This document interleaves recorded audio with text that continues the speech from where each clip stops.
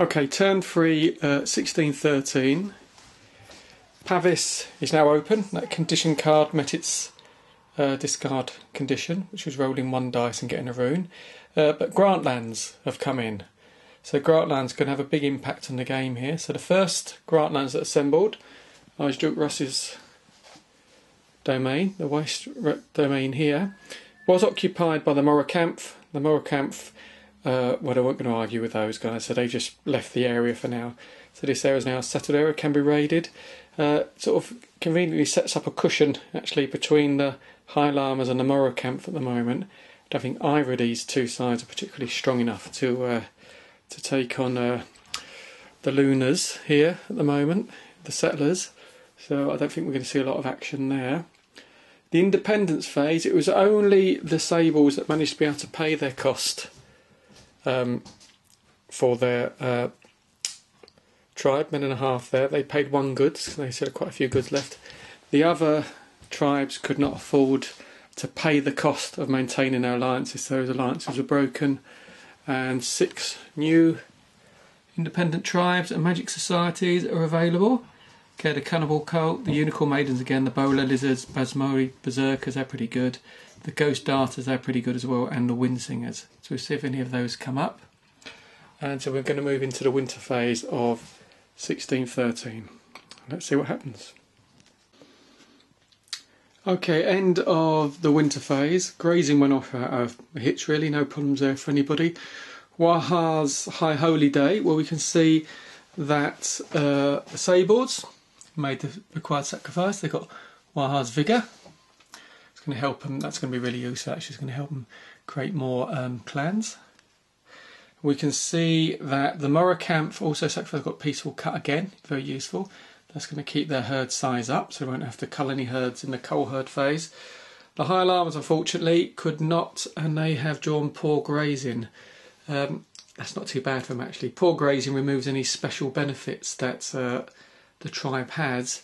The special benefits that the High Llamas have is that in hills, they get a +1. They've got such few herds at the moment, that's not really going to be much of an issue.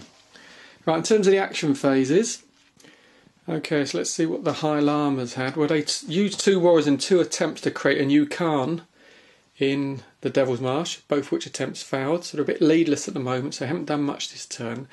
They did sacrifice some power, well, give it to the Lunars to improve their attitude. Lunars up by 1, so not hostile, they're just neutral at the moment.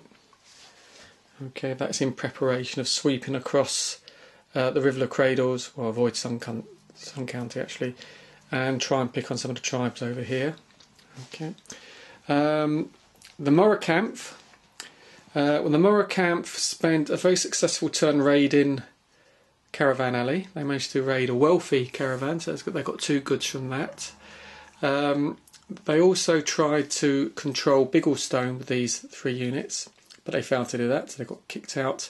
But here, the Khan, supported by 2 clans, they have taken temporary control of Agape. Okay, so that's a control marker there. Like, again, I can't find where my control markers are, I need to print a few more off.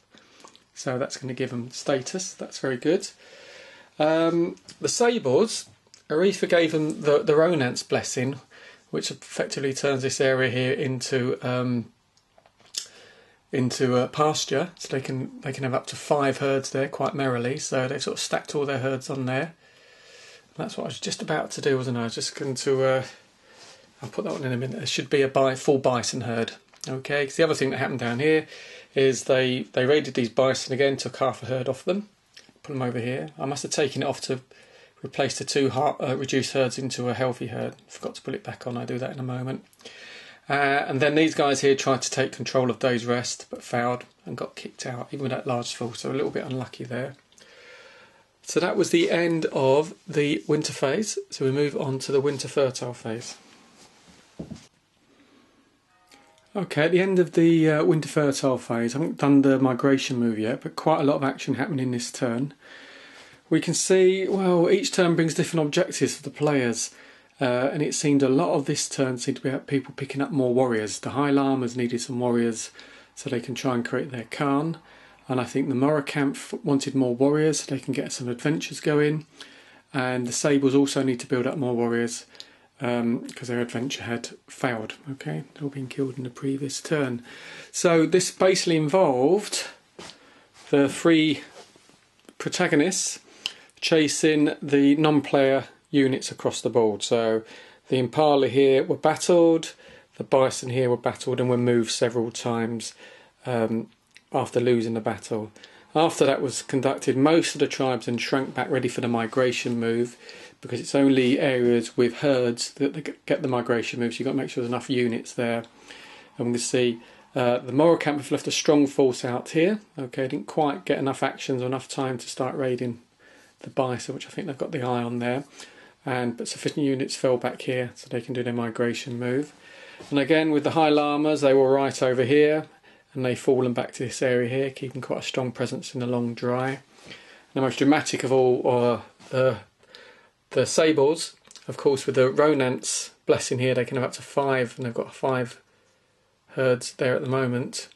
So they've all shrunk back there, ready for the migration move to sort of spread out really for the upcoming early summer. So we'll just run through them. Oh, that counter shouldn't be. That adventure failed.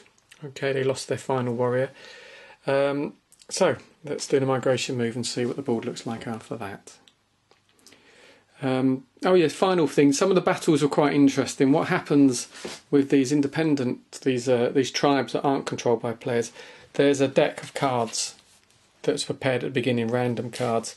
So we had some good fights. We had Sog came up and won the first battle. He was quite weak, didn't do very well. But Brother Dog came up, which is a powerful spirit. Okay, spirit combat of 4. But still wasn't enough to hold back. I think it's the Morocamp drew that one. So anyway, migration move coming up.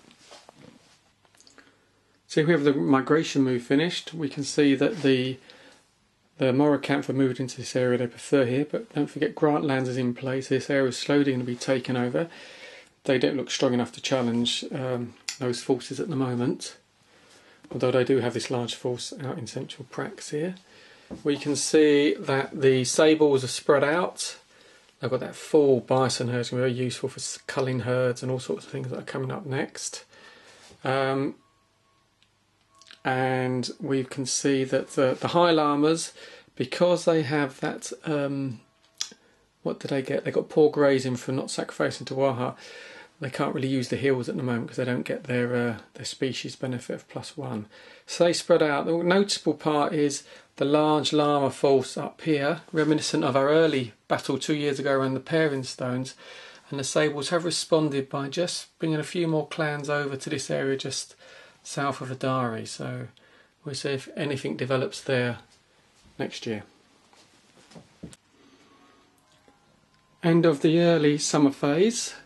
And we can see with the graze markers placed on earlier, we can see that the Morocamp sort of sidestepped over here.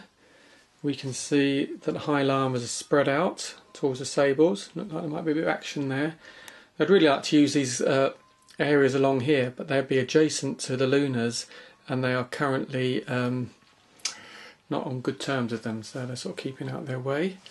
We can see over here the Sables are sort of shuffled down a little bit. So in between all this, we have had 2 adventures have started. So the Sables, and again both these adventures, they've both gone to the big rubble because you have a benefit of choosing your treasure a little bit more there. So we've got Chaos Lurks. So we've got 2 Sable warriors have gone off to Chaos Lurks. The first thing they're going to start next turn is an unexpected encounter with Scorpion Men. And again, that's a sacrifice power. So again, I think they should have waited on that one. It's probably me causing problems. We've got the Morocamp. They've got 3 warriors here. That's a ×2 on there. So Thrall of the Vampire. Okay, a wealthy merchant contacts the warriors saying he has come in possession of a great treasure and the party can gladly have it if they can rescue his daughter from the thrall of a vampire. So they need to locate the temple and kill the vampire, attack or kill the vampire, or rescue the girl. That's one of the easier adventures, so I think the Morocamp are quite happy with that. So looking over the board, that's it, the end of the early summer season. So on to late summer season. End of the late summer phase, 1613. You see there's one of the adventures has gone. The adventure that the Sables are undertaking, Chaos Lurks, the Scorpion Men eliminated all the all disabled warriors. That was the end of that. We can see the Moracanth. Their first one is to try and locate the temple. They roll no runes, so they've lost the warrior, killed by the followers of Evermort, and they've yet to locate the temple. But that's still good. I've got 2 warriors left, so they might stand a chance there. The other action that the Moracanth attempted was to raid Caravan Alley, but unfortunately they came across a very powerful free value caravan. Okay, and they lost one of their Moracanth clans. Over here, at the top here, we can see that the Sables haven't really been very busy. They've moved things around a bit, and they've attempted to travel to the Spirit Plane, and I think they did manage to ally Thunderbirds. That might be quite useful for them. The High Llamas, you can see main action they've really undertaken is they have taken control of Dwarf Knoll. Okay, so that's going to gain us some status. And there we go. Oh, we need to get rid of that adventure count token now because that adventure's finished. So we're into the end of turn phase to undertake status points. Here goes. Okay, end of turn phase. That's the end of 1613. Let's have a look how the status track is looking. We can see that the Moracanth have got 10. Okay, and the High Llamas and the Sable are on 14. So the Moracanth has still got a little way to go. It's been a lot more peaceful this turn between the major tribes. They've had to go at some of the non-player tribes, and they might create some more herds when we get to the next herd growth phase, the breeding phase. It's hard to see who's really got the edge at the moment. The Sables, after getting a very sort of bloody nose early on, have recovered quite well here, especially getting the extra clan in the clan growth phase. So they're looking to break out a little bit. We can see, well, the Llamas, you know, they haven't done that well, but I tell you, they picked up quite a few status today. I think grabbing control of Dwarf Knoll was quite a good move for them. The Moracanth, who once looked quite mighty and powerful, they've probably got the strongest force. They don't seem unsure what to do with it, really. They've taken a lot of the force, they've taken lots of battles over here collecting warriors, and they've drawn the Fall of the Vampire adventure, pretty good adventure, so hopefully we'll see next turn they'll be pulling out a treasure as well, which will start picking up another status point. Things that have been quite quiet, surprisingly, in this replay is the use of the spirit cards for their special abilities. In fact, the Sables at several times really needed to re-roll a dice, and that's one of the reasons why they wanted to go in and get Thunderbird, because that has, you can discard to re-roll 1 rune dice just when you really need it.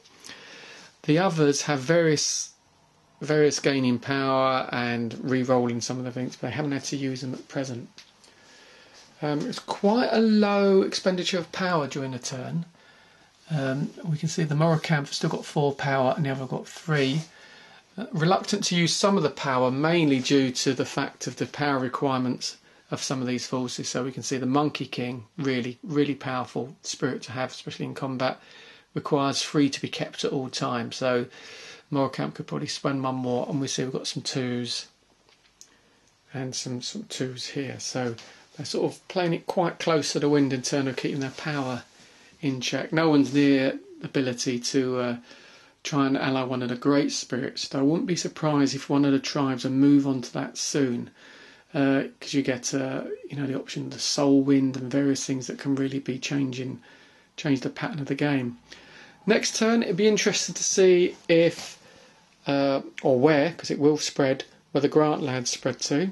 So that could start pushing the Moracanth out of this area. And remember, some of the status is gained by the control of the most grassland. So as this area here becomes taken over by the Grantlands, it really leaves these other areas around here, which at the moment the High Llamas are reluctant to do due to their attitude towards the Luna's attitude towards them, shall I say. Although remember, they did spend some power to improve that at the moment. So it means the Sables will be sitting pretty on this area of good grazing in a good place. Okay, so I can't see the rest of the